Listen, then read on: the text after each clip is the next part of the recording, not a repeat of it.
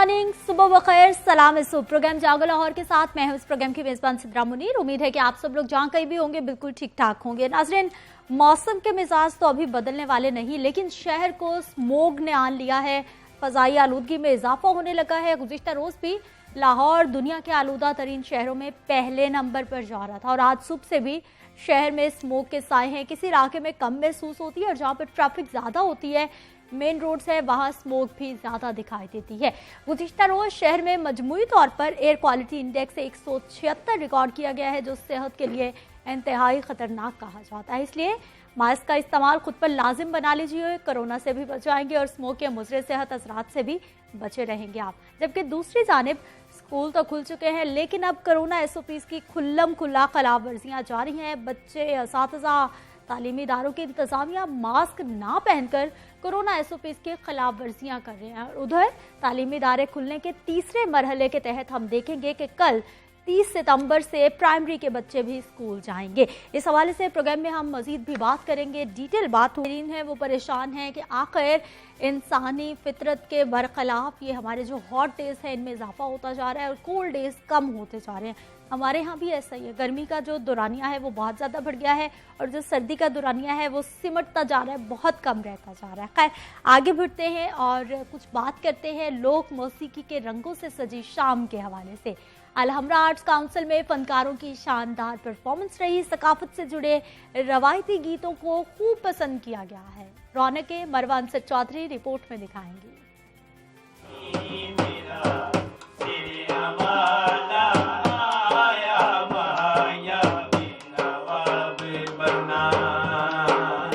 लोक गायकी, ढोल और हारमोनियम का हसीन इम्तजाज। अलहमरा में सकाफती रसूम और रवाज से हम आहंग रवायती गीतों का प्रोग्राम सजा। इमदाद हुसैन, ताहिर अब्बास, अब्दुल रजाक और मोहम्मद अफजल की शानदार परफॉर्मेंस। प्रोग्राम में सेहरा, मेहंदी और घड़ोली के मौके पर गाए जाने वाले गीत पेश किए गए।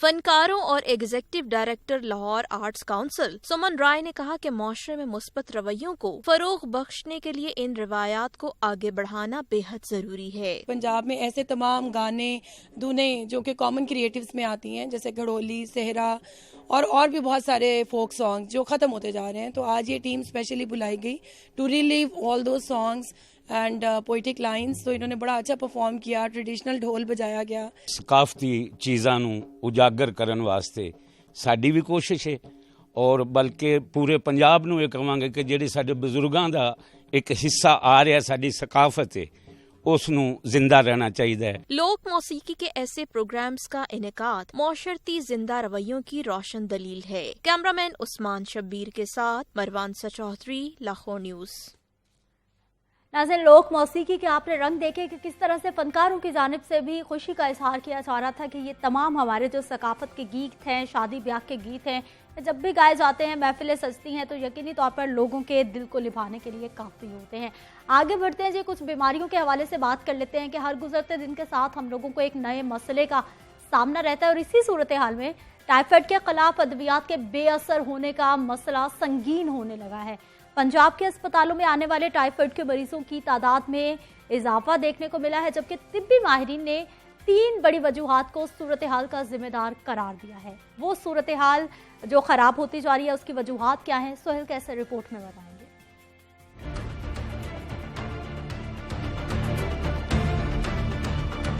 टाइफाइड का मर्ज अंतड़ियों में पैदा होने वाले बैक्टीरियल इन्फेक्शन से लाहक होता है। ये मर्ज बहुत अरसा पहले टाइफाइड मैरी नामी एक अमेरिकन खातून बावर्ची से बेशुमार अफराद तक पहुंचा। अब ये मर्ज न सिर्फ अपनी जड़ें मजबूती से गाड़ चुका है, बल्कि इसने मुतअद्दिद अद्वियात को भी बेअसर करके रख दिया है। पाकिस्तान जो जिस रैंक को पहले एग्जिस्ट करता था उससे ऊपर चला गया।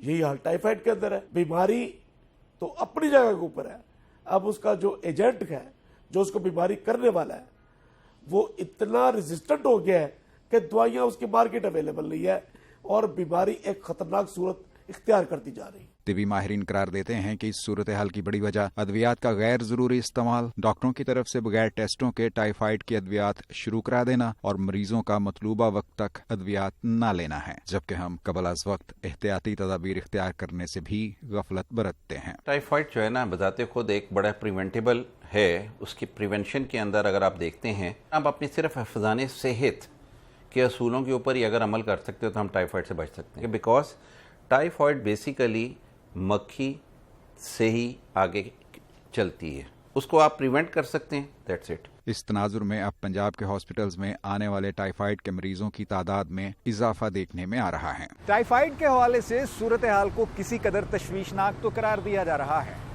लेकिन इसमें बेहतरी लाना अभी भी हमारे अपने हाथ में है। अलबत्ता इसके लिए दो बातों को ध्यान में रखना अशद जरूरी है, हमेशा मुस्निद मुआलिज से इलाज और गंदगी से निजात।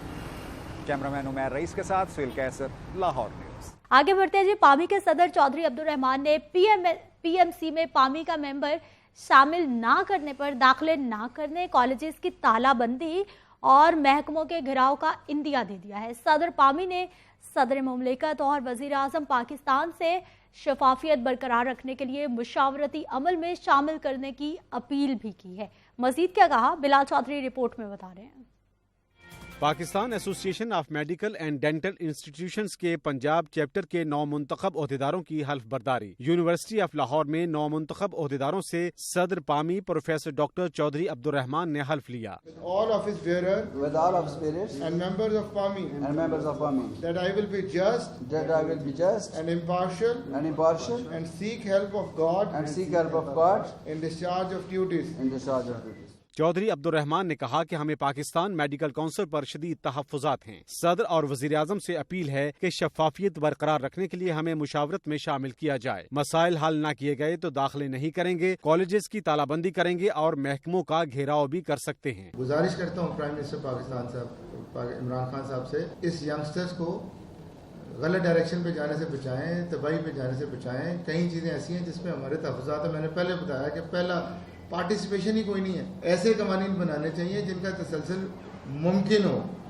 तो ये जो पार्टिसिपेशन आपने माइनस किया और कहा है कि कोई ऑनर नहीं शामिल हो सकता, कोई प्रिंसिपल नहीं शामिल हो सकता, कोई डीन नहीं शामिल हो सकता, तो हमें रेगुलेट हमारे बगैर कैसे किया जा सकता है। सदर पामी चौधरी अब्दुल रहमान ने कहा कि UHS हमें ब्लैकमेल न करे, धौंस धांधली से काम नहीं चलेगा। हमारे साथ बैठें, मिलकर क्वालिटी एजुकेशन पर काम करते हैं। आए आप मेरे साथ, हमारे साथ पामी के साथ मिलके बैठें, हम आपके हाथ मजबूत करते हैं। हम आपको बताते हैं कि किस तरह आप डॉक्टर्स की कमी को नेशनली और इंटरनेशनली पूरा कर सकते हैं। हम आपके साथ बैठ के क्वालिटी ऑफ एजुकेशन पर काम करने के लिए तैयार हैं।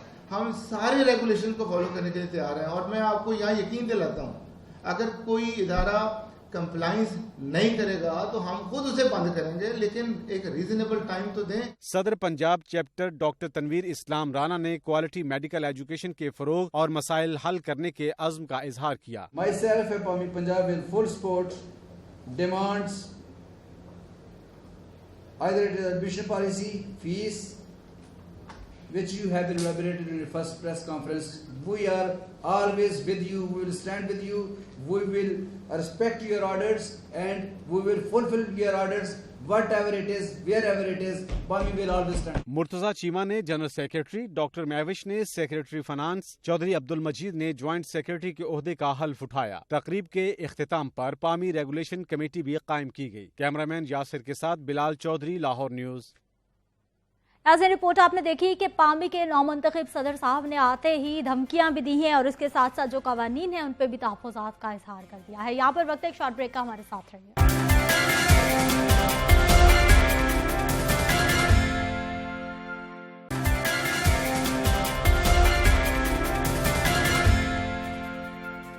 प्रोग्राम में एक बार फिर से आपको खुशामदीद कहते हैं। नाज़रीन, माह सितंबर इख्तिताम पजीर होने को है और मौसम रुत भी आखिर बदल रही है।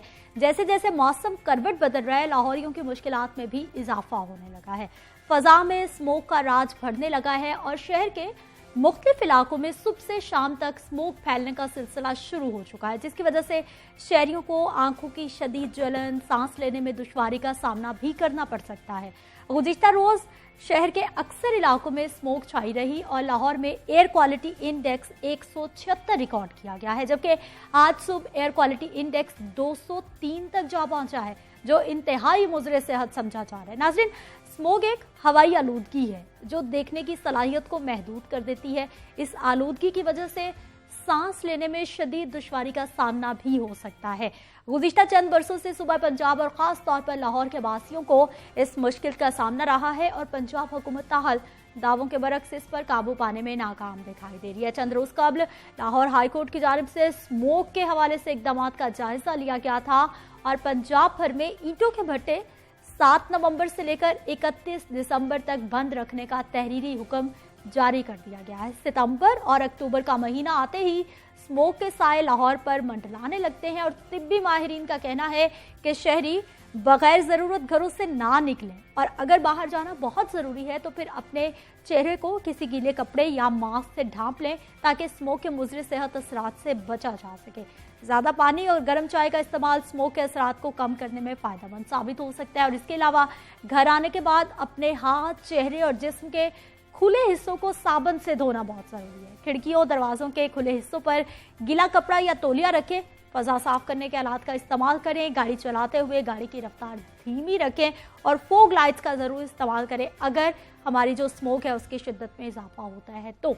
ज़्यादा हजूम वाली जगहों ख़ुसूसन ट्रैफिक जैम से आपने थोड़ा सा परहेज़ करना है। स्मोक इंसानी सेहत के लिए किस कदर नुकसानदेह साबित हो सकती है ये हम आपके साथ शेयर कर रहे हैं, लेकिन महकमा माहौलियात इस पे क्या कर रहा है? क्या तमाम ईंटों के भट्टे बंद हो जाएंगे? और इसके साथ साथ जो ज़िगज़ैग टेक्नोलॉजी के हवाले से बात की जा रही थी, पंजाब के लाहौर शहर के कितने ऐसे भट्टे हैं जो कि उस नई टेक्नोलॉजी पर मुंतकिल हो चुके हैं और उसकी वजह से फ़ज़ाई आलूदगी में कितनी कमी वाक़ई हुई है। इन तमाम मामलात पे बात करनी है जी। हमारे साथ मौजूद हैं अली एजाज साहब हैं, डिप्टी डायरेक्टर हैं, महकमा माहौलियात से आपका ताल्लुक है। सर, प्रोग्राम में आपको खुश आमदीद कहते हैं।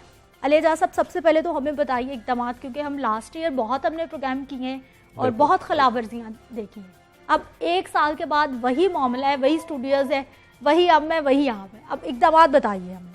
जो मैम, इस दफ़ा गवर्नमेंट भी और जुडिशल कमीशन भी बड़े इफेक्टिव मेजर्स लेने की कोशिश कर रहा है और स्पेसिफिक एक प्लान बनाया जा रहा है जिसके तहत इंडस्ट्री को, भट्ठों को, ट्रैफिक को रेगुलेट किया जा सके। क्योंकि आपको पता है कि ट्रैफिक का शेयर सबसे ज़्यादा है लाहौर में, क्योंकि 45% बनता है स्मोक का बाइस। उसके बाद इंडस्ट्री आ जाती है जो 25 to 27% उसका शेयर होता है। तो फर्स्ट हम कोशिश कर रहे हैं कि ट्रैफिक को ऐसा किया जाए मैनेज कि मैक्सिमम उसका जो शेयर है वो रिड्यूस किया जा सके जो स्मोक का बाइस बनता है। उसके लिए कोई 10 रोड्स हैं, उन्हें मॉडल रोड्स डिक्लेयर किया गया कमिश्नर साहब की ज़ेर निगरानी और उन पर एफर्ट की जा रही है मैक्सिमम कि उधर ट्रैफिक जैम ना होने दी जाए, बिल्कुल क्लियर किया जाए, किसी किस्म की इंक्रोचमेंट ना हो, क्योंकि इंक्रोचमेंट की वजह से ट्रैफिक कंजेशन होती है। सेकंड, हम कोशिश कर रहे हैं कि जो गाड़ियाँ धुआं छोड़ रही हैं, पहले हम सिर्फ उन्हें चलान करते थे, अब उन्हें इम्पाउंड किया जा सके, बंद किया जा सके 2-3 दिन के लिए, ताकि एक इम्पैक्ट आए वो धुआं छोड़ने वाली गाड़ियों का रुके। उसके बाद जो भट्ठे आ जाते हैं, भट्ठों को भी 7 नवंबर से उन्हें वॉलंटरीली कहा है कि हम बंद कर देंगे। उसके अलावा अगर ज़रूरत पड़ी गवर्नमेंट को तो वो पहले भी कर सकती है, मगर होपफुली चूँकि कोविड के देखते हुए इकनॉमिक कंडीशंस ऐसी हैं, हम अवॉइड कर रहे हैं कि कोई ऐसा स्टेप ना लें। अली साहब, हमें ये बताइए कि ज़िगज़ैग टेक्नोलॉजी पर भट्टे कितने मुंतकिल हुए, कितने आपने करवाए? क्योंकि इस मामले का बताया जा रहा था कि वो भी एक हल है। बिल्कुल ऐसे ही लाहौर के कोई 1/3 जो भट्टे हैं वो कन्वर्ट हो गए ज़िगज़ैग पे और गवर्नमेंट बड़ा अच्छा स्टेप ले रही है कि अब उन्हें सॉफ्ट लोन भी दे रही है जो कि 0 to 2% इंटरेस्ट पे होगा। और थर्ड एक इशू आता था उसमें कि स्किल्ड लेबर नहीं मिलती थी। टेप्टा ने बड़ा अच्छा प्रोग्राम स्टार्ट किया है 3 मंथ्स का उन्हें स्किल्ड लेबर को ट्रेन करने का। तो वो कोविड की वजह से कुछ रुक गया था, होपफुली दोबारा रिस्टोर हो जाएगा। अब ये हमारी जो फ़ज़ा इतनी आलूदा होती जा रही है, मुसलसल हम हर साल प्रोग्राम भी कर रहे हैं और इसी मुश्किल से हम तो चाह रहे हैं। ये ट्रैफिक का आपने कहा कि सबसे ज़्यादा शेयर है 45%। कौन कौन से महकमे आपके साथ ऑन बोर्ड हैं और उस हवाले से स्पेशली ट्रैफिक के हवाले से क्या प्लानिंग की जा रही है? ट्रैफिक के हवाले से कमिश्नर साहब का और कमीशन का बड़ा स्पेसिफिक एक विजन है जुडिशल कमीशन का और वो एक ट्रैफिक प्लान भी बना रहे हैं। उसमें मेजर रिस्पॉन्सिबिलिटी अभी बना रहे हैं? नहीं, वो तकरीबन बन गया है। 10 रोड डिक्लेयर हो गई हैं, उस पर काम भी शुरू हो गए। आपने अवेयरनेस कैंपेन देखी होगी, पुलिस की तरफ से बड़ी मैसिव की गई है लास्ट डेज में।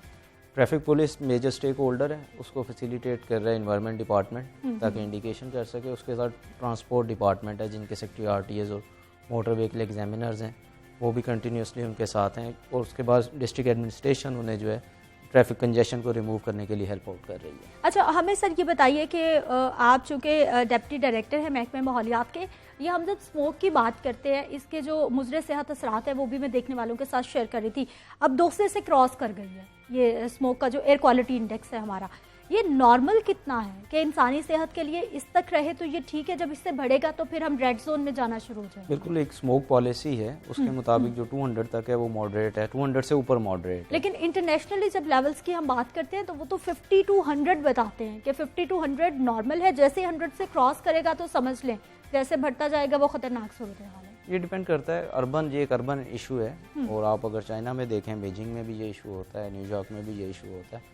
अर्बन प्रॉब्लम है क्योंकि ट्रैफिक कंजेशन हर जगह, मेजर इसका कॉज ट्रैफिक ही होता है। उसके बाद फैक्टर्स फर्दर ऐड हो जाते हैं तो इंटेंसिटी इंक्रीज हो जाती है इसकी। तो आई थिंक ये डिपेंड करता है एरिया टू एरिया कि क्या उसमें वैल्यूज है। अच्छा अली जा साहब, हमें ये बताइए कि अब ये गाड़ियों के खिलाफ तो कार्रवाई होगी, इनको बंद किया जाएगा, जुर्माने होंगे, मुकदमात होगा, क्या होगा इनके खिलाफ? गाड़ियाँ बंद की जाएंगी क्योंकि जुर्माना करके उसे अलाउ कर देना कि वो धुआं छोड़ता रहे, ये वे आउट नहीं है। इसमें जुडिशल कमीशन ने काफ़ी स्ट्रिक्ट एक्शन लिया है कि उन्होंने कहा कि अब सिर्फ जुर्माना नहीं, हमारा मकसद जुर्माना करना नहीं है किसी को, असल मकसद है धुआं छोड़ने से रोकना। तो उसका यही वे आउट है कि गाड़ी बंद कर दीजिए जब तक वो ठीक नहीं करवाता। ठीक, चिंगची रिक्शे के हवाले से क्या कहेंगे, जो उसकी सबसे ज़्यादा खतरनाक धुएं की जो उसमें से निकलता है वो मेरा ख्याल है सबसे ज़्यादा मुज़र से है। उस पर भी बेसिकली एक स्पेसिफिक देख रहे हैं कि वो लीगल है या इलीगल है उनकी मैन्युफैक्चरिंग। एक तो कॉन्सेप्ट ये कि हम उसको देख रहे हैं कि उसको देखा जाए इलीगल मैन्युफैक्चरिंग रोकी जा सके। सेकंड, उसमें चूँकि जैसे इंपाउंडिंग है धुआं छोड़ने वाली, तो उसमें वो चिंगची भी उसमें शामिल है, हैवी जो ट्रांसपोर्ट है वो भी शामिल है। फैक्ट्रीज़ का धुआं और रिहायशी आबादियों में फैक्ट्रीज़ का होना बहुत बड़ा प्रॉब्लम है हमारे शहर में। वेल मैम, इस तरह इशू है कि हमारी जो ग्रोथ है वो रिहायशी आबादियों की भी अनकंट्रोल्ड है और इंडस्ट्री की भी माजी में जो रहा है। उसकी वजह से जिधर पहले फैक्ट्रीज थी उधर रिहायशी कॉलोनीज बन गई या रिहायशी जो है आबादी आ गई और वो कवर हो गया सारा एरिया। अब जो इन्वायरमेंट के रूल्स कहते हैं कि हम उन्हें विद इन अपने स्टैंडर्ड्स कर लें, अगर वो उनमें भी लगा धुआं नहीं छोड़ा तो आपको मेरे ख्याल में इतराज़ नहीं होगा कि घर के साथ फैक्ट्री लगी है, क्योंकि वो एरिया ही ऑलमोस्ट वो पहले जो एरियाज थे वो आउट ऑफ पॉपुलेशन थे, आबादी बढ़ने के साथ वो बीच में आ गए। तो फिलहाल तो हम कोशिश कर रहे हैं, जो शॉर्ट टर्म प्लान है कि हम उन्हें क्वालिटी स्टैंडर्ड्स के अंदर ले आएँ। सेकंड, हम कोशिश कर रहे हैं कि उनके CCTV कैमरास लग जाएँ उनके जो चिमनीज़ हैं, ताकि ऑनलाइन मॉनिटरिंग हो सके, जस्टिस साहब भी अपने कमीशन में बैठ के देख सकें, सेक्रेटरी साहब भी देख सकें। इससे दो फ़ायदे होंगे, एक तो इमीडिएटली लाहौर का हमें जितनी इंडस्ट्री है पता लगता रहेगा कि किधर से धुआं निकल रहा है, और सेकंड ट्रांसपेरेंसी बढ़ेगी। कोई बंदा ये नहीं कर सकेगा कि मैं किसी को फेवर दे दूं, जाके छोड़ दूं उसको धुआं छोड़ता रहे। कैमरास लगे हैं, अथॉरिटीज़ बैठी देख सकती हैं कहीं भी। अच्छा, आप हमें सर ये बताइए कि जितने भी चाहे हम भट्टा मालिकान की बात करते हैं, फैक्ट्री मालिकान की बात करते हैं या फिर गाड़ियों के मालिकों की बात करते हैं, रेजिस्टेंस कितनी देखने को मिलती है जब इस तरह की खिलाफ वर्जियाँ पाई जाती हैं? महकमा उनके खिलाफ जब कार्रवाई करता है तो फिर हम देखते हैं कि रेजिस्टेंस बहुत ज़्यादा पाई जाती है लोगों में। यूजली जब भी किसी का कारोबार बंद करेंगे तो वो रेजिस्ट करता है। हाँ। और जो लोग ऐसा काम कर रहे होते हैं वो यूजली नेगेटिव पीपल होते हैं, क्योंकि एक अच्छा बंदा अगर वो काम कर रहा है तो कोशिश करता है कि मैं अच्छे तरीके से करूं, क्योंकि वो बिजनेस कर रहा है, वो ये नहीं चाहता कि रोज़ कोई उसे आकर डिस्टर्ब करता रहे या बंद करे। हम भी नहीं चाहते किसी का कारोबार बंद करना, मगर अगर हम किसी का कारोबार बंद करते हैं तो काफ़ी रेजिस्टेंस का सामना तो हमें करना पड़ता है। Same is the issue with encroachment, जब हम इंक्रोचमेंट हटाते हैं तो उस टाइम भी बहुत ज़्यादा रेजिस्टेंस का सामना करना पड़ता है। अच्छा, कितने महीने हैं हमारे यहाँ स्मोक के? अब ये शिद्दत कौन से महीने में इख्तियार करेगी और कब तक जान छूट जाएगी इससे? इस टाइम इस ईयर एक्सपेक्टेड है कि इतनी ज़्यादा शिद्दत नहीं होगी। ठीक, क्योंकि उसकी वजह कि इंडस्ट्री फुल कैपेसिटी पे नहीं चल रही कोविड की वजह से।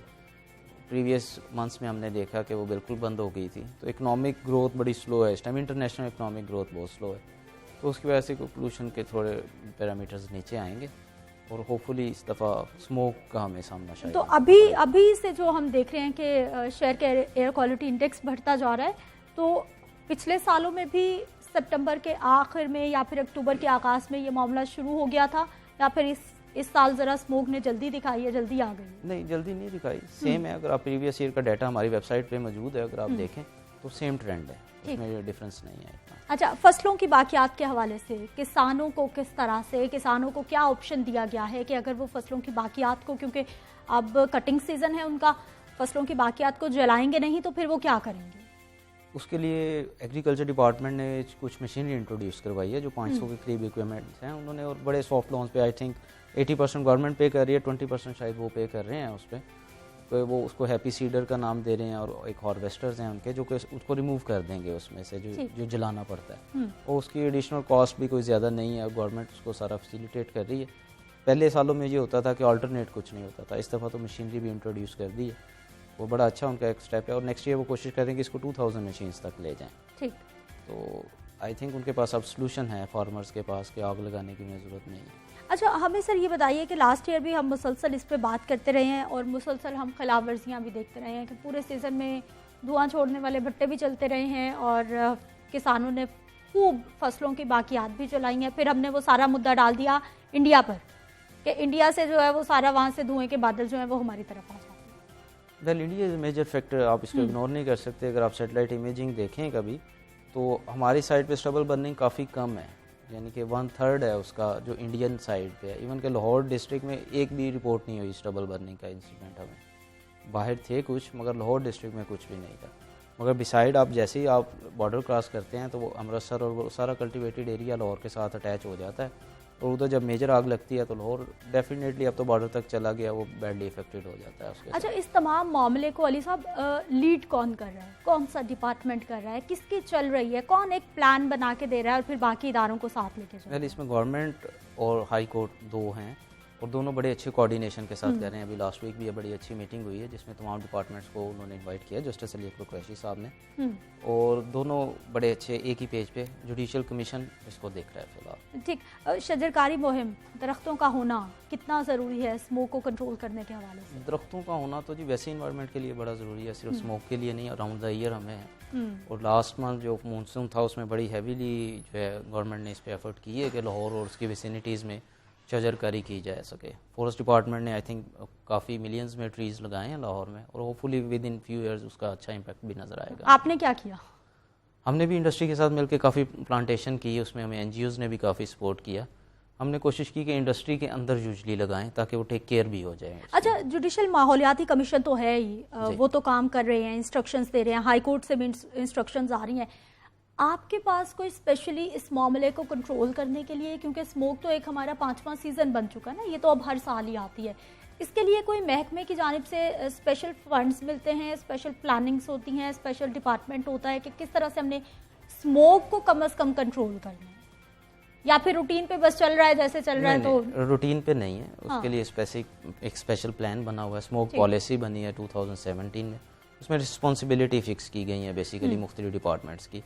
जैसे स्टबल बर्निंग है that is specifically for agriculture department, क्योंकि उनका स्ट्रक्चर है उन्हें ज़्यादा पता है। इंडस्ट्री जो हमसे रिलेटेड आ जाते हैं, भट्टे हमसे आ जाते हैं, ट्रैफिक जो है वो ट्रैफिक पुलिस और ट्रांसपोर्ट डिपार्टमेंट का पे भी आ जाता है, हम उनको फैसिलिटेट कर देते हैं। सबकी जिम्मेदारी तो महकमे माहौलियात पे आती है ना, क्योंकि महकमे माहौलियात तो बनाया ही इसलिए है कि चाहे किसी भी तरह की आलूदगी हो, ज़मीनी हो, फ़ज़ाई हो, पानी की हो, उन्होंने उसको देखना है, और सारे इदारों को इंस्ट्रक्शंस तो आपने देनी है ना महकमे माहौलियात। बिल्कुल ऐसे ही है, उसमें सारों को चली भी गई हैं इंस्ट्रक्शंस और रिपीटेड मीटिंग्स भी कर रहे हैं, सेक्रेटरी साहब भी कर रहे हैं, जस्टिस साहब भी कर रहे हैं, उसमें तमाम स्टेक होल्डर्स को बुलाया जा रहा है और प्लान को शेयर किया जा रहा है और उसमें उनसे भी इनपुट लिया जा रहा है। आपने देखा होगा कि एग्रीकल्चर डिपार्टमेंट ने बड़ी मैसिव अवेयरनेस कैंपेन की है, वो डिपार्टमेंट की कोऑर्डिनेशन के बाद ही हुई है। ईपीए एक रेगुलेटरी अथॉरिटी है बेसिकली, वो सर्विस प्रोवाइडर नहीं है जैसे कि एग्रीकल्चर या कोई MCL वगैरह होते हैं।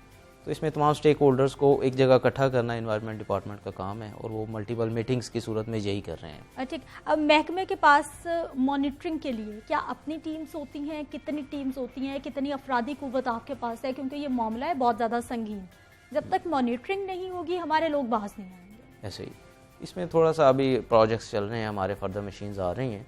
लाहौर में इस टाइम कुछ 6 एयर क्वालिटी स्टेशंस कायम है जो कि EPA देख रहा है। EPA की स्पेसिफिक एक लेबॉर्ट्री का सेक्शन है जो इसको ही देखता है, 6 के करीब है, उनका डाटा हमारी वेबसाइट पे डेली डिस्प्ले भी किया जाता है और वो काफ़ी डिटेल्ड होता है, कोई भी बंदा उसको एक्सेस कर सकता है। कौन से ऐसे इलाके हैं जहाँ पर सबसे ज़्यादा स्मोक का मामला होता है या फिर फ़ज़ाई आलूदगी सबसे ज़्यादा होती है? जिन्हें रेड जोन एरियाज हम रेड जोन एरियाज में हमारे वाघा टाउन आ जाता है, शालेमार टाउन आ जाता है और रावी टाउन आ जाता है। बेसिकली ये सारे इंडिया के बॉर्डरिंग एरियाज हैं। First is the reason India, और सेकंड है इस एरिया में स्टील मिल्स और भट्टे हैं ज़्यादा, ये हैवीली इसके इंडस्ट्रियलाइज हैं इस कैटेगरी में, और ये मोस्ट पोल्यूटेड एरियाज हैं लाहौर में। अच्छा अली साहब, हमें ये बताइए कि लाहौर शहर के जब हम ट्री कवर की बात करते हैं तो तरक्याती काम तो बहुत हुए, लेकिन आहिस्ता आहिस्ता ट्री कवर कम होता गया है, जो एक बहुत बड़ी रीज़न है हमारी फ़ज़ाई आलूदगी की और इस तरह के मामलात की। कितना है, कितने की ज़रूरत है अभी हमें मज़ीद काम करने के हवाले से? तो इसमें एग्जैक्ट फिगर तो PHA यहाँ फॉरेस्ट दे सकेगा, मगर ये अर्बनाइजेशन का तो वैसे बैंक में माहौलियात के पास भी चाहिए नहीं, वो पॉलिसी मेकिंग उनका है ट्री प्लांटेशन का।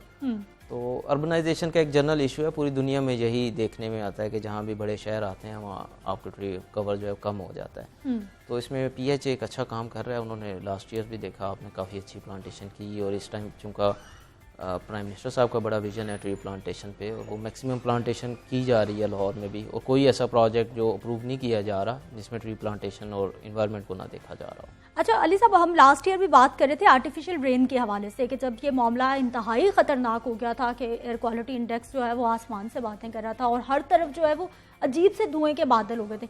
इस साल कोई इस प्लान जो आपने बनाया है इसमें कोई ऐसी ऑप्शन है कि खुदा ना खास्ता अगर हालात बहुत बिगड़ जाते हैं तो इस ऑप्शन को इस्तेमाल किया जाए? बिल्कुल, इस तरह के आर्टिफिशियल रेन के लिए बेसिकली क्लाउड होना ज़रूरी है, तो इस सीज़न में क्लाउड ही नहीं होता तो बड़ा डिफ़िकल्ट इशू है कि उसको कर सकें, और ऑल दो बड़ा एक्सपेंसिव है और उसका इम्पैक्ट बड़ा छोटा है, इसलिए उसको लास्ट ईयर नहीं इम्प्लीमेंट किया जा सका था। इस साल एंटी स्मोक टावर्स जो जुडिशियल कमीशन है उन्होंने रिकमेंड किया है ऑनरेबल हाई कोर्ट को कि उसके ऊपर कोई काम किया जाए, और उस पर hopefully ministry of science and technology को हाई कोर्ट ने इनवाइट भी किया है, और आई थिंक फ्राइडे को हियरिंग है। क्या होगा एंटी स्मोक टावर्स जो हैं, क्या करेंगे? एंटी स्मोक टावर्स हमने देखा है कि वो चाइना में लगे हैं, नेदरलैंड में लगे हैं। उनका काम ये है कि वो एयर सक करते हैं, they have ionization in it, they charge the particles, और पार्टिकल्स जो हैं वो अटैच हो जाते हैं जो PM 2.5 या उससे बिलो हैं, और वो सेटल डाउन हो जाते हैं in shape of black carbon. उसके साथ एयर प्योरीफाई हो जाती है, और वो millions of cubic metre air per day जो है वो साफ कर सकते हैं। और कितना खर्चा होगा, कितना महंगा प्रोजेक्ट होगा, क्योंकि हमारे यहाँ अक्सर ही बजट के मामलात आड़े आ जाते हैं? वेल, इसमें मेजर शेयर चूँकि पोलूट भी इंडस्ट्री कर रही है, तो कमीशन ने ये रिकमेंड किया है कि चूँकि जो इंडस्ट्री पोलूट कर रही है तो उससे रिक्वेस्ट की जाए कि आप एक जॉइंट वेंचर करके या कंट्रीब्यूट करके इंडस्ट्री भी शेयर करे, गवर्नमेंट भी अपने तौर पे लगाए। ठीक है, बहुत शुक्रिया अली एजाज साहब प्रोग्राम में शामिल होने के लिए। स्मोक का मसला सर उठाने लगा है, लेकिन बताया ये जा रहा है कि तमाम इदारे मुतहरिक हैं और आने वाले वक्त में स्मोक को रोकने के लिए, कंट्रोल करने के लिए इकदाम भी किए जाएंगे। खैर, हम भी यही हैं, आप भी यही हैं, देखते हैं कि इन तमाम वादों पर, दावों पर किस हद तक इम्प्लीमेंटेशन हो पाता है। वापस आते हैं एक ब्रेक के बाद।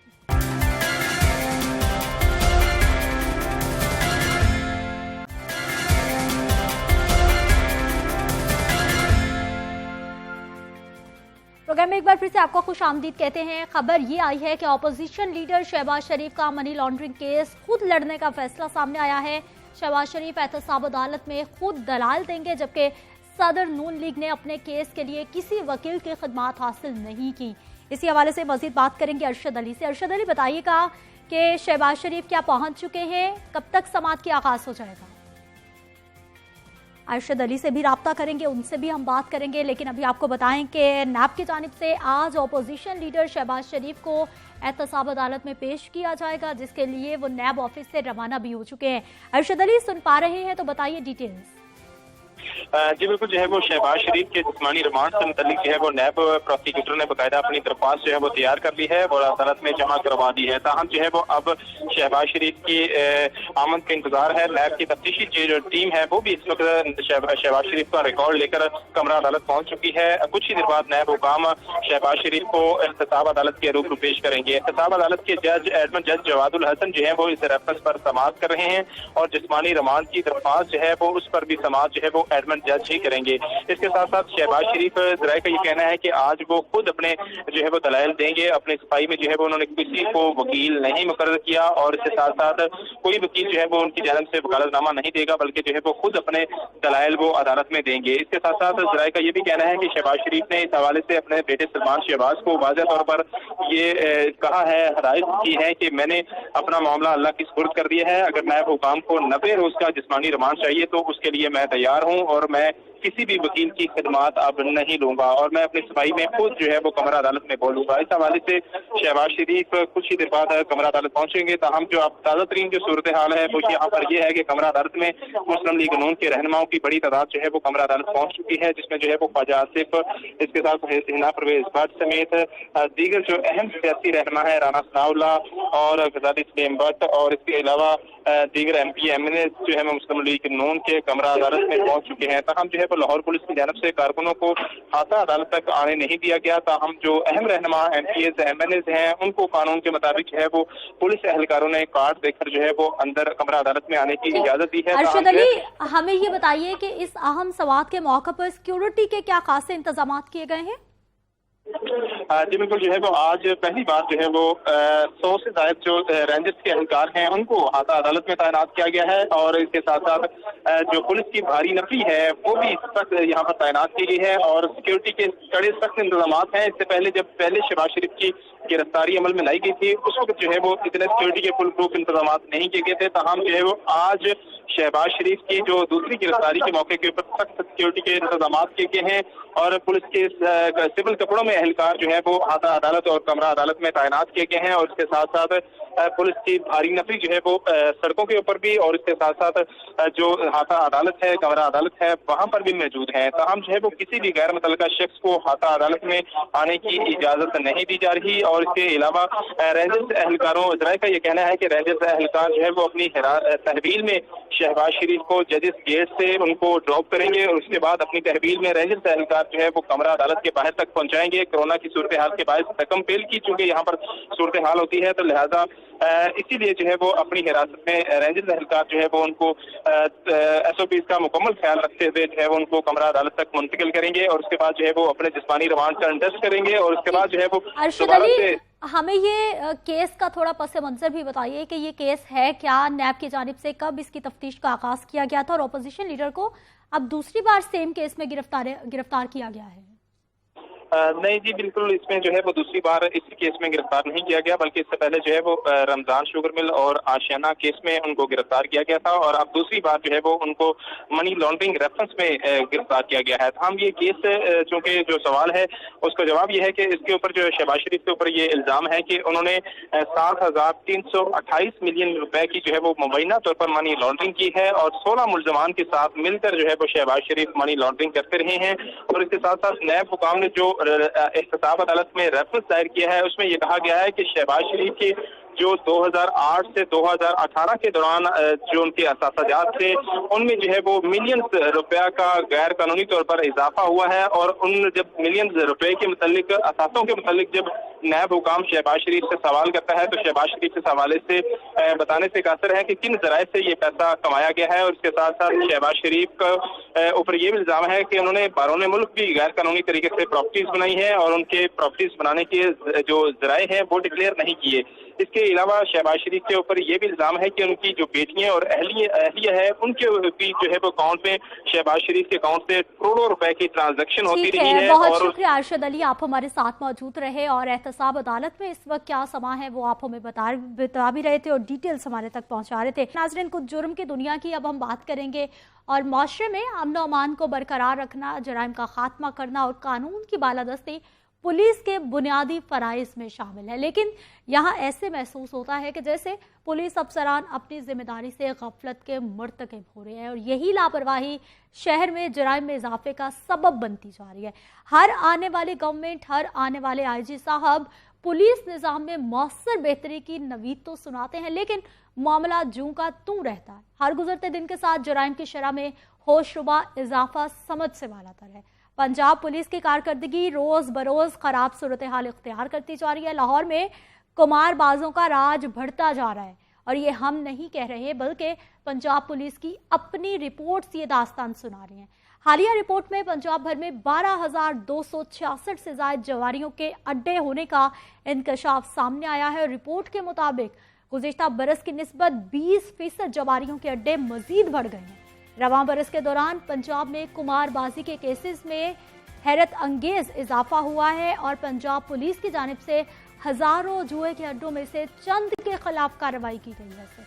जवारियों के अड्डों और जुआ खेलने वाले इजला में लाहौर रीजन पहले नंबर पर है, दूसरे नंबर पर फैसलाबाद रीजन है, तीसरे पर बहावलपुर और मुल्तान रीजन चौथे नंबर पर बताया गया है। 9 माह के दौरान लाहौर रीजन में 3,000 से ज्यादा मकामात 1608 केसेस दर्ज हो चुके हैं और फैसलाबाद रीजन में 1521 केसेस दर्ज, जबकि मुल्तान रीजन में 1282 केसेस रिपोर्ट हुए हैं। मुताद्दिद जवारियों और जुए के अड्डों के खिलाफ मुतलका पुलिस एक्शन लेने से गुरेजा है। ऐसा क्यों है, इस पर भी बात करते हैं। और कुमारबाजों के खिलाफ एक्शन में पंजाब पुलिस क्यों नाकाम दिखाई दे रही है, इस मौजू पर बात करने के लिए हमारे साथ मौजूद हैं जी नुमाइंदा लाहौर न्यूज़ सरफराज खान। सरफराज, प्रोग्राम में आपको खुश आमदीद कहते हैं।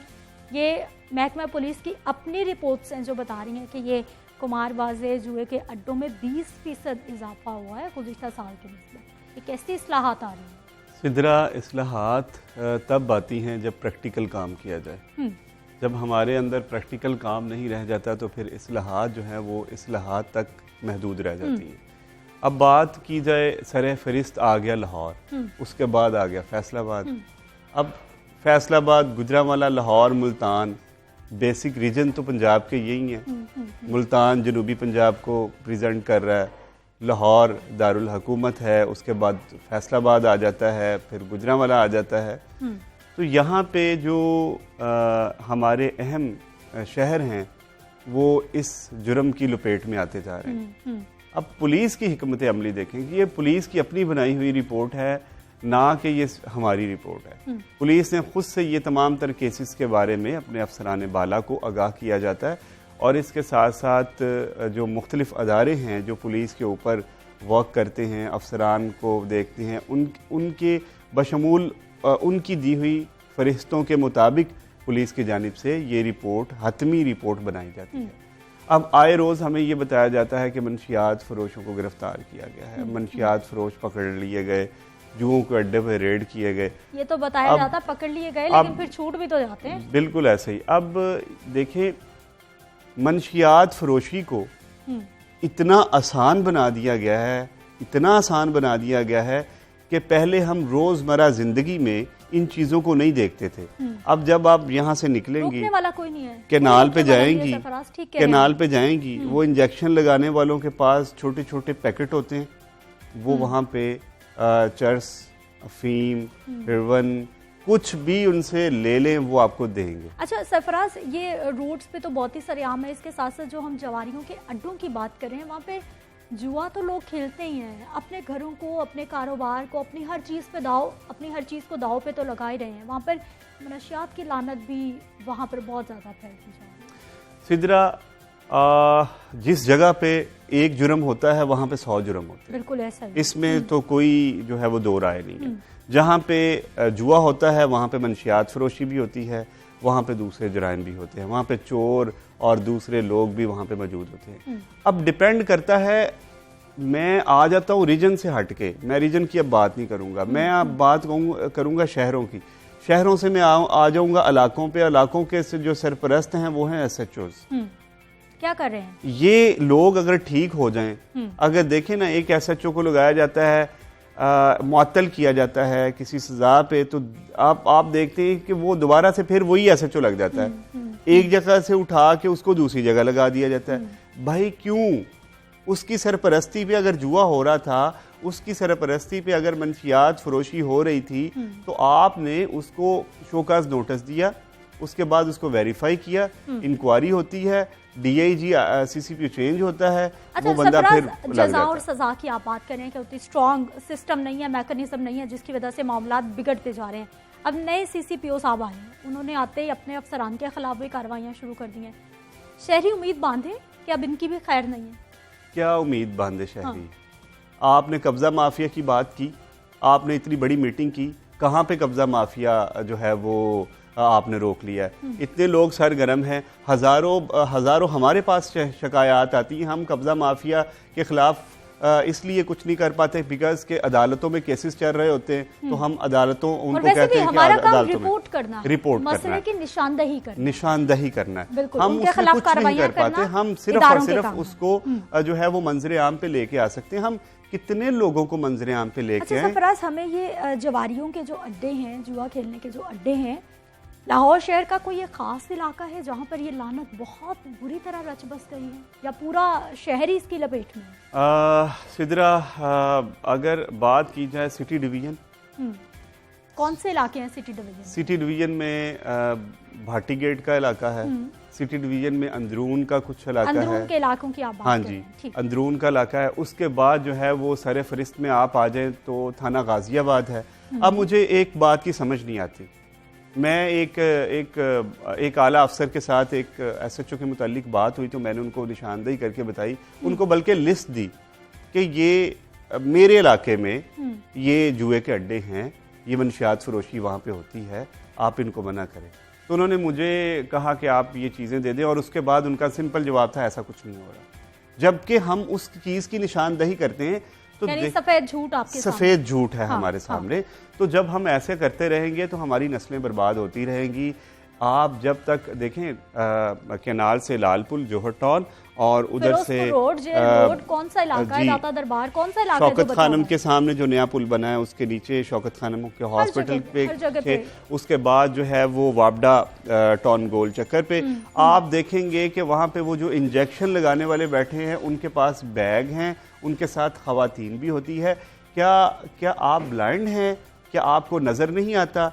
आप दावे तो बहुत बड़े कर रहे हैं। अब ये जो रिपोर्ट सामने आई है, इनके बाद पुलिस इंतजामिया की जानिब से, आला अफसरान की जानिब से कोई मैकेनिज्म बताया गया है, कुछ बताया गया है कि अब ये रास्ता लिया जाएगा और इस तरह से इस लानत को खत्म किया जाएगा?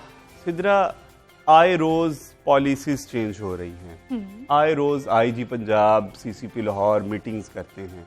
मैंने सबसे पहले प्रोग्राम के इस चंक के स्टार्ट से पहले आपको ये कहा था कि इस्लाहात पुराने ही चलते रहे, लेकिन उस पर प्रैक्टिकल हो, उस पर अमल दरामद हो। इस्लाहात आए रोज नए बन रहे हैं, जदीद टेक्नोलॉजी आपके पास आ गई, आपके फंड बढ़ा दिए गए, 500 गाड़ियां आपको दे दी गई, डॉल्फिन आपके पास, डॉल्फिन आपके पास, पीरू आपके पास, मुजाहिद फोर्स आपके पास, नाकों से फिर हिरवन निकलती है। आप 400 बंदों में से एक को गिरफ्तार कर लिया तो कौन सी बड़ी बात है। ठीक है, बहुत शुक्रिया सरफराज खान प्रोग्राम में शामिल होने के लिए और हमें बताने के लिए कि इस्लाहात तो लाना जरूरी है, लेकिन सबसे अहम मामला है कि जितने भी कवानीन पहले से मौजूद हैं उन पे इम्प्लीमेंटेशन कराना। मुझे आपने इजाजत देनी है, इंशाल्लाह कल सुबह फिर से मुलाकात होगी। अपना ख्याल रखिएगा, अल्लाह निगहबान।